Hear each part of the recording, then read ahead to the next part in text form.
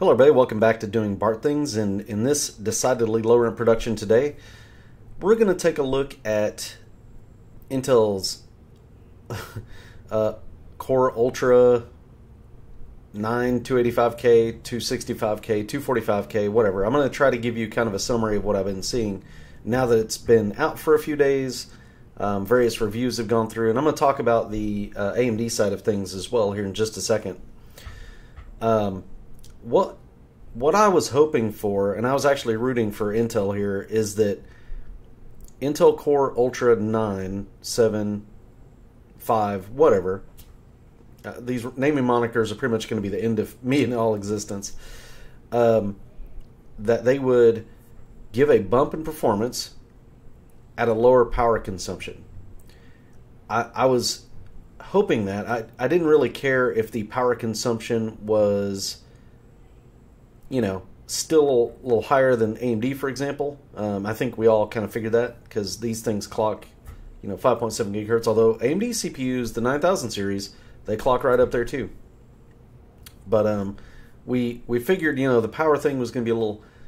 The most important thing was we saw a generational jump in performance. Now, and I may get into this on the video card side of things as well, but when I say generational uplift, I don't mean a product costs X more and gives you X amount of performance, thus you have gained no performance per dollar.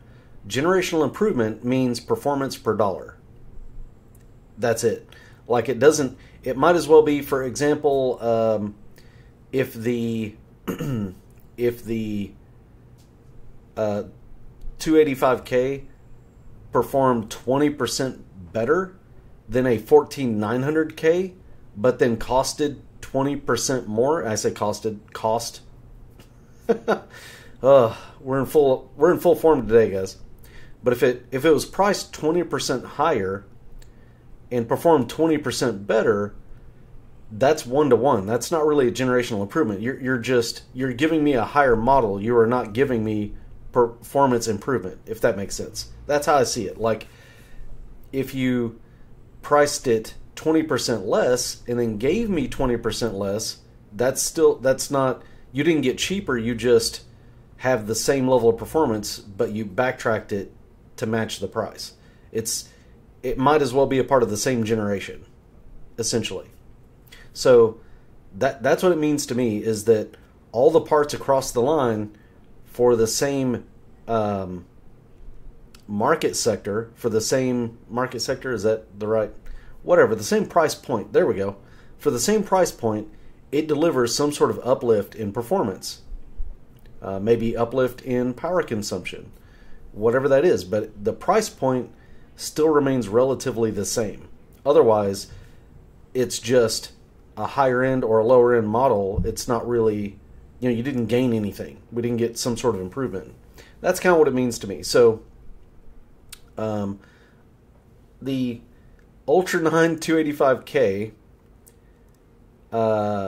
is getting just shellacked. It's just getting hammered. This is probably the worst case scenario just about for Intel. If you go way back, like we're talking maybe a year ago even, talking about Arrow Lake, there were rumor mill that it was 30% faster in IPC. Like it was going to be a massive uplift in IPC. That's not what we got. Not even close. It started to get less and less in rumor mill as we got closer and closer to launch, to where rumor mill a couple months ago, maybe a little bit further, we're like, small uplift maybe, and then we find out from a slide, for gaming performance, there is no uplift. It's zero. As a matter of fact, it may even be negative if you look at everything across the board. Something is really amiss here. Something's really wrong. Gamers Nexus, which is a great channel, I suggest you go, maybe peruse them. I'm going to fall back on my advice that I give everybody is, unless you come to somebody to build your PC, for example, and someone or you trust, if you're sort of on your own and you're trying to get back into things, you want to know ideally sort of what's going on, never, ever, ever take one person's bit of advice. Go do a little research for yourself. Get multiple opinions, right? That's been my mantra, and that's why I think on occasion I give okay advice. But this is not to tell you what to buy or to begrudge you or to encourage you to do anything. If I had one thing for you to take away from my videos, it's, do some research, have a discussion, maybe ask some people. I'll try to lend my 2 cents to maybe help you out so you make an informed decision. And, you may not buy the ultra best thing that ever existed for what you're doing, but you're not going to buy the worst, hopefully. You'll keep yourself kind of in that middle ground that it meets your performance needs as best it can. You'll spend the right amount of money to where you're happy and not broke, etc. Because everything is a compromise at the end of the day. So this chip just didn't do it. Like, it just came out. Intel, I'll actually go to the slide. I mean, just look at the headline. What a... minus 6% overall in gaming to the 14th gen. So that is just... painful. And as you can see from the benchmark that I pulled up, now this is Baldur's Gate, and apparently it loves Vcache. If you have Vcache on your chip, it's like yes, and it just eats it. You can do some tweaking, though. You can do some tweaking, and if you look, the 285K gets kind of up there when you turn APO off. I forget what APO means, but anyway, it's a setting. So there's tweaking to be had, and I'm really down on it, but I'll sort of give a little glimmer of hope here. The big problem is this launch sucks. Like, they totally screwed up this launch. It's not... This is going to probably hurt them in the long run. They needed a good launch, and I don't think this is it. Because the other problem with this thing is it looks like the power delivery... and Gamers Nexus kind of goes into it at the beginning of the video. But basically, power is kind of all over the board. Like, it's fluctuating a lot. And as a result, frequency fluctuates a bit. Things are a bit wonky at the moment. And I suspect Intel's got work to do on microcode and updates. So if you're an early adopter, if you just want to run out and grab a 285K or a 265K, 245K, whatever you buy, be ready to have some updates and make sure you're using the latest microcode updates, I guess. I forget now what Intel exactly calls it. Man, listen, I got ADD out the wazoo this week, so just bear with me. So make sure it's up to date. There'll probably be, honestly, there will be some improvements to be had, I suspect, from those updates. But it's not going to get us back to, it's not going to claw completely back this deficit, right? And again, this is average, so it will be winning in some games. It will be losing by others. Just the overall, average is going to be like this. It just didn't come out and blow Raptor Lake out of the water. And more as time went on, started to suspect that might be the case. But I was still hoping for maybe a good launch. And we kind of got neither the performance nor the good launch. The prices will be okay, but it's not going to be any cheaper than 14th gen. And honestly, right now, my suggestion is, why would I not just go buy a 14700K if I want an Intel CPU? Slap some really good memory on a new motherboard. Why would I not do that if I just was an Intel person? It's a really hard sell. Like, I don't know at this moment why I would do that. And I don't think they've got the margin on these chips to mark them down a whole bunch, unlike AMD, who we'll talk about here in a second. So it's a really weird circumstance that Intel finds itself in. I think, the sharks are going to start circling in the water now, because, Qualcomm was already being kind of hinted at as a potential buyer. I bet that'll make Samsung get in there. Like, there'll be companies that kind of go, what could we do with Intel should we want to maybe throw our hat in the ring to possibly purchase them? Maybe they want to sell now. How much will their price drop? Or how much will their worth drop from this launch? because this is like a big launch. I don't know. Like, that all remains to be seen. I can tell you that I suspected that may be a thing, and this doesn't dissuade me at all that that may be a possibility. Just not a good launch from Intel. Right now, at this second, 13th, 14th gen, maybe. You know, Alder Lake was a good CPU, man. So 13th, 14th gen are really strong. They had that issue with the ring bus, but they are strong CPUs. I would say the 14700K is kind of that sweet spot for price to performance for them, I think. Especially if you need like a workstation CPU. Not bad. But I mean, let's talk about AMD for a second, because they they are doing different things. So they're offering improvements is what they're doing.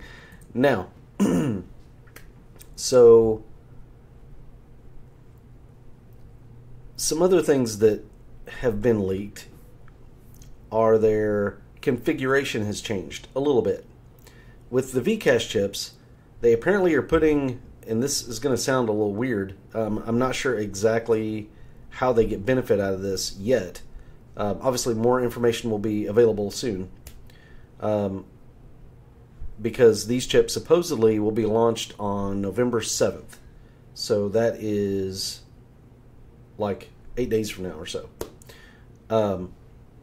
Supposedly, the CCD, or the 8 cores for the 9800X3D, which is what they will be launching, supposedly, is basically they put, instead of putting it on, if we do a search right, so 7000X3D, if I get an image here, see if we can get one deleted.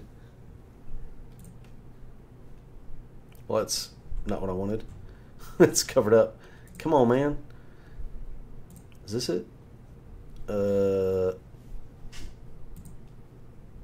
Well, I should have had a picture handy. See, it's always an adventure with me. You guys never know what you're going to get. Anyway, one of these chiplets, okay, has Vcache on it. And then, is that 7900X3D? Okay, so one of the chiplets has Vcache, the other one does not. Now, on a 9800X3D, because it will be the successor to the 7800X3D, not the 7900X3D, it only has one of these, right? And then that has Vcache on it. And the Vcache is usually exposed. It's kind of visible. If you look at it, you can actually pick it. Well, pick it out and see it. On these new chips, apparently the CCD that has that CCD is flipped, or the Vcache isn't on where you see it. It's on the bottom somehow. And apparently they realized some gains from that. That's how come the 9800X3D has a boost clock of 5.2 gigahertz, which is funny because you think that that's kind of low, like the 9700X and 9600X boost higher. But they don't have the Vcache on it. Vcache is sensitive to voltage, clock speed, that sort of thing. So the X3D chips are going to be a little bit better yield by nature, because they want to try and get that clock speed, and they don't want to do it at really high voltage, or have the chip not be able to clock with the Vcache, basically. So, what does that mean? Well, 5.2 gigahertz boost out of the box, pretty much without doing anything, pretty good. Pretty good. Like 7800X3D boosts maybe to around 5 gigahertz. So there's a little gain in performance there.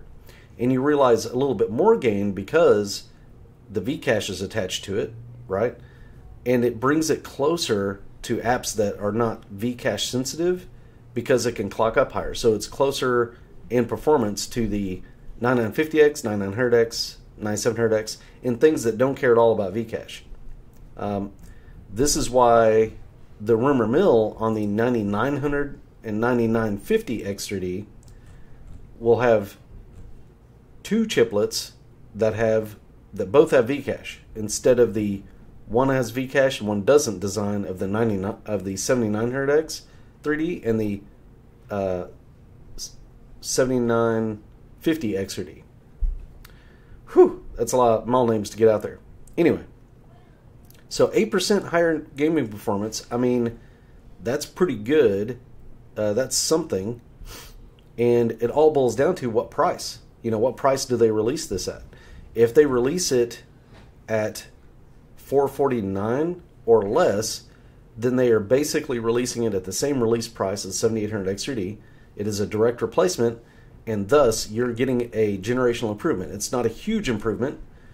Where the huge improvement I think could be had is I've heard of these chips maybe overclocking a bit better and clocking up higher with tweaking than the 7800X3D. So there's benchmarks, and well, not benchmarks necessarily because they're being, you know, they haven't released everything yet. But there will be with just PBO enabled, these things boosting to 5300 megahertz, which is great, and then some tweaking getting them almost to 5700 megahertz, 5.7 gigahertz. If that's true, I'll be really interested to see what those results are. I would probably want to get my hands on one of these chips and test it out for myself. I hope it's a little bit less.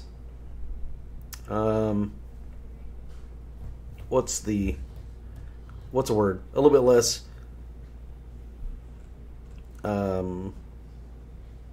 Not consistent, I guess, is 7800X 3D. So the 7800X 3D got really skyrocket high frame rates, you know, like top frames per second, and its average is really high. But then the dips were kind of big because the average 1% lows in a lot of benchmarks and game tests were not, were pretty far off. So you got like kind of a lot of variance there from certain scenes, certain activities. I don't know if anyone necessarily completely nailed it down. It's totally fine for like 95% of the people out there. I mean, I have a 7800X3D and I like it. Like it's a good chip. I have no problems with it. It runs cool, which is the other thing that's a big advantage that AMD has. I'm not so concerned with the power, but I am the dissipation of heat. And if you're just generating a lot of heat, it's harder to dissipate. So that's part of it, you know, to me. Maybe that's silly, but that's kind of what I believe. So, yeah, if they do that, AMD wins. Pretty straightforward, pretty simple. They also are really strong in workstation apps with the 9950X and 9900X, although those chips I wouldn't necessarily recommend because they've got some weird... you have to, kind of like you did the 7950X3D, 7900X3D, you have to set up kind of the game bar and stuff to really get the most out of them, per se. It's a little bit strange, but I would say they're not necessarily bad CPUs. They've got some patches and stuff for them now. The 9700X actually is pretty good. It's dropped in price a little bit, which has made it a little bit more competitive now. But the 9000 series was a really bad launch, the original non-V-cache versions. So I'm hoping AMD redeems itself. All AMD has to do is release this chip at a reasonable price and make sure that it is fairly rock solid. That's all they got to do. They've already got the chip. They've already got this, the drivers, the new motherboards. Everything is in play. All they have to do is not shoot themselves in the foot or walk over a rake because some marketing guy said, you guys can charge whatever you want for this. That is not the case, okay? AMD, if someone's telling you that, do not listen to that, all right? If you're going to win. Charge no more. Probably charge less. Probably bring this thing out at like $400. That's what I would do. I would just send it. I would send it home. Make sure this thing is rock solid. Hopefully you guys have revised this enough to where the whole AM dips complaint, situation from the 7800 XRD is resolved. And then if that's the case, and this thing is, just 8-10% faster than the 7800 XRD, but you can get more if you clock it up, but it's really good with power. It works really good on the new motherboards. We're done here. Like, it's a wrap. It's the 14900K will get beat in most every scenario by that, just right out of the box. The Core Ultra 200 series are not going to really, at least for a while, are not going to even approach that, because I think they need some serious microcode updates to even get a particularly good idea of what they can really do, honestly. But I still don't think that's going to be amazing. Like, I think it's a potentially a wrap here. We'll have to see what happens on the 7th when these things get launched, and that's kind of the deal. So anyway, bad news for Intel. Maybe good news for us through AMD, possibly. I reserve judgment, obviously, but the 285K, I would actually stay away from it at this moment, or 265K, 245K. I would let things mature slightly, even if you really want to hop on this. I want you to have the best experience, and I think the best experience you could have right now is giving these things maybe 3 or 4 weeks, right? Just wait. Let's see what Intel does. See if they release some microcode for it. See if we can patch things up a little bit, and it's good before you throw down somewhere between, what, $300 and $600 or whatever the break of prices on these things are, to try and get you the best experience out of it. But in that meantime, wait. Let's have a look at the 9800 X3D, see what that offers. I suspect this is it. Like, this is going to be a good chip, and probably going to be your top of the line for a while. As far as gaming goes, they did mention that they were going to release the 9950 X3D and 9900 X3D. They are rumored to be another month or two out, which is kind of weird. But if you think about it, they have to get the yields for 2 CCDs, not just one with those. And I suspect they're going to put 3D cache on both CCDs, which is the right step. That's the right thing to do, and get rid of all this Microsoft Game Bar nonsense, right? So anyway, guys, that's it for me. I really hope you're having a good week so far. It's Tuesday. Be on the lookout for more videos. There's tons of stuff for me to talk about, but if you want to leave a like, great. Just leave a subscribe, that'd be awesome. Or subscribe, maybe not leave one, just click the button. I don't have a super set schedule on releasing videos. I'm going to release videos as I have the ability to, and because of that doesn't mean that I'm going to necessarily prescribe to any schedule. But if I see something out there, or if somebody wants something, I check if anybody's commented on my videos, so feel free to leave a comment and let me know, maybe there's something else I should be looking at, or whatever. So I'll be looking. Guys, thank you. Have a great one.